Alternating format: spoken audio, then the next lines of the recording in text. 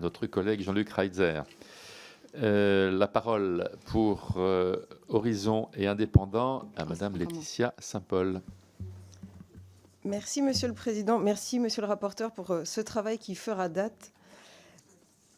Je voulais m'appesantir sur votre première recommandation sur la présence militaire stratégique, parce que je m'étais aussi prononcée en ce sens lors de la loi de programmation militaire, comme quoi les moyens actuels n'étaient plus du tout adaptés à l'augmentation de la violence et de la contestation des espaces maritimes.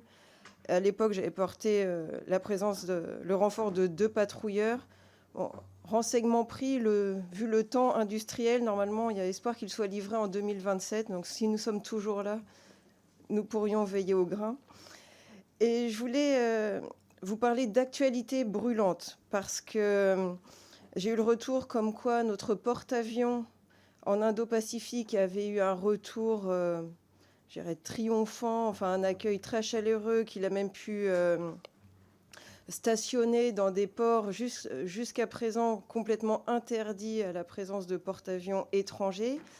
Et au regard du changement de l'ordre mondial, avec toutes les prises de position par l'administration Trump ou Trump lui-même, je pense ce moment peut être un tournant pour la France en Indo-Pacifique, puisque le rôle clé d'un allié, c'est bien la fiabilité. Et là, j'imagine que dans les pays que vous avez pu visiter, eh bien, la fiabilité de l'administration Trump est largement entamée, et qu'effectivement, la France, qui porte un ordre international fondé sur le droit et qui n'en dévie pas, peut encore renforcer sa présence et sa voix. Eh bien, j'aurais aimé avoir votre retour sur cette actualité. Merci. Merci, Madame la députée. Monsieur le rapporteur, c'est à vous. Merci beaucoup, chère Laetitia.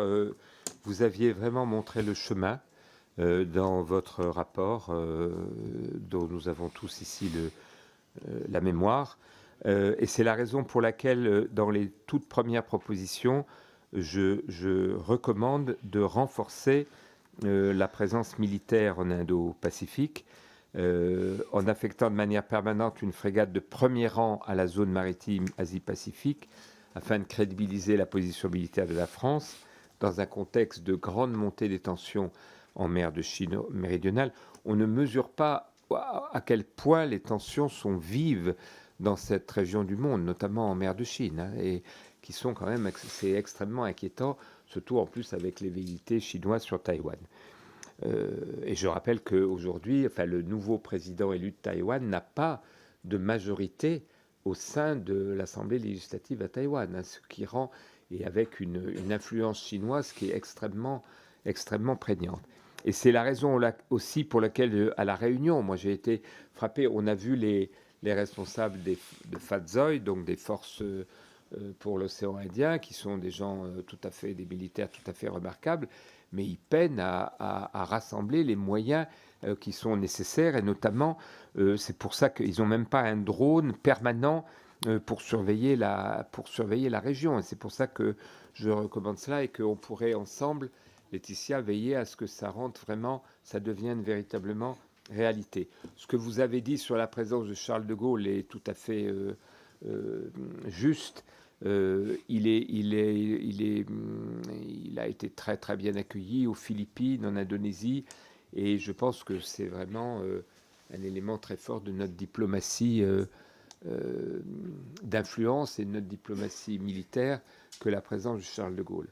Enfin, je partage, ce que je voulais vous dire, c'est que on peut se servir des revirements intempestifs, je vais dire ça comme ça, de la diplomatie du nouveau président des États-Unis comme une opportunité, comme une opportunité pour notre pays de dire à ces pays de l'Indo-Pacifique qu'il faudrait mieux peut-être s'appuyer un peu sur la France, qui a une vision plus cohérente et plus permanente et plus respectueuse de l'état de droit des relations diplomatiques, plutôt que de s'appuyer sur un partenaire dont les propos sont variables, j'allais dire, d'un jour à l'autre. Merci.